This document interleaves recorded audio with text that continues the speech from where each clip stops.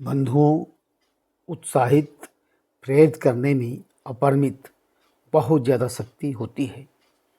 इसके द्वारा व्यक्ति के व्यवहार में एकाएक परिवर्तन हो जाता है, जिससे वह जीवन में सफल हो जाता है। व्यक्ति का मन कब किससे प्रेरित हो जाए, कुछ भी नहीं कहा जा सकता है।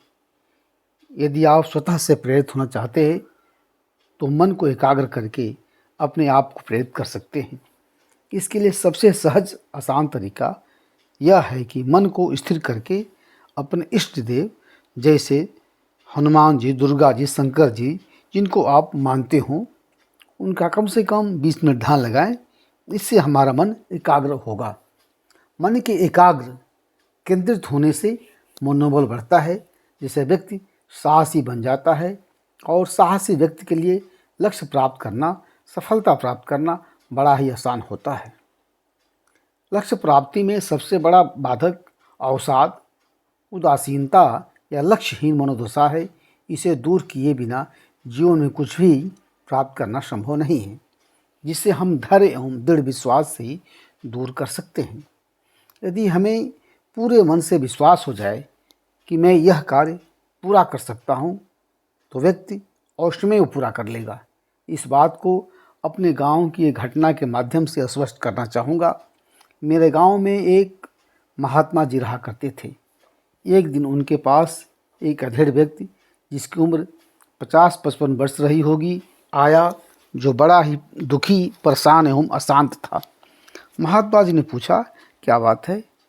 उस व्यक्ति ने बताया, महात्मा जी, मेरा एक ही बेटा है जो लगभग 14 साल का है, जिसका न पढ़ने में मन लगता है, न खेती बाड़ी का कोई कार्य करता है। 6 माह से पढ़ाई भी छोड़ दिया है, क्या करें? महात्मा जी, कक्षा 8 में 2 बार फेल भी हो चुका है। उसमें कक्षा 8 में बोर्ड हुआ करता था। महात्मा जी, कुछ रास्ता बताएं, उसे उसके हालात पर छोड़ा भी तो नहीं जा सकता। महात्मा जी ने उसकी बात बहुत ही ध्यान से सुनी। इसके बाद उन्होंने कहा कि अगले मंगल के दिन उसे लेकर आइए।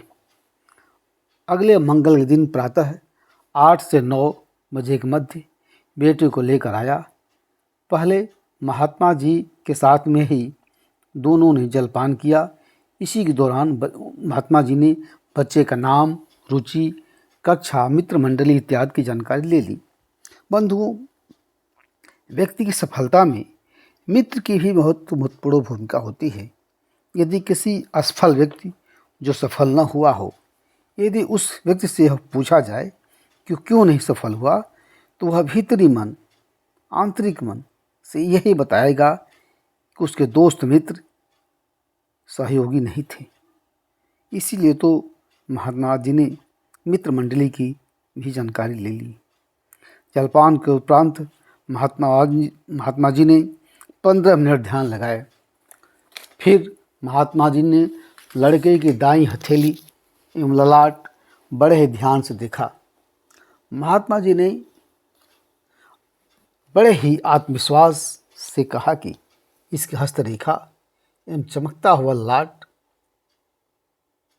यह बता रहा है कि यह बहुत बड़ा अधिकारी, प्रोफेसर, इंजीनियर बनेगा। इसके लिए उसे प्रतिदिन कम से कम 20 मिनट अपने इष्ट देव का ध्यान करे तथा प्रातः 6 बजे के पहले पढ़ने बैठ जाए तथा कम से कम प्रतिदिन 3 घंटे नियमित पढ़े। वो लड़का महात्मा जी के बात से इतना प्रभावित हुआ कि लक्ष्य निर्धारित कर ध्यान एवं मनोयोग से वो 6 घंटे प्रतिदिन पढ़ने लगा। वह क्रमशः middle, high school, intermediate, BA, MA एवं अन्य पढ़ाई कर आज वह प्रतिष्ठित पदाधिकारी है। सर्व संभवते त्वयि, अर्थात सब कुछ तुम में है, व्यक्ति में है, आप में है। आप में असीम शक्ति है। अपनी आत्मशक्ति पर विश्वास रखें, इससे आपको अंदर से प्रेरणा मिलेगी। इसीलिए तो पूर्वी उत्तर प्रदेश एवं बिहार में कहा जाता है कि सब खेल मनोय के बा। यदि आत्मविश्वास, दृढ़ विश्वास भगवान से मिलने का अनिवार्य साधन है, तो आधुनिक जीवन में कार्य सिद्धि सफलता के लिए प्रथम व अंतिम साधन अपने आप पर दृढ़ विश्वास ही है। इसीलिए तो स्वामी विवेकानंद जी ने कहा था, जब तक अपने आप पर विश्वास नहीं होगा तब तक भगवान पर विश्वास नहीं होगा।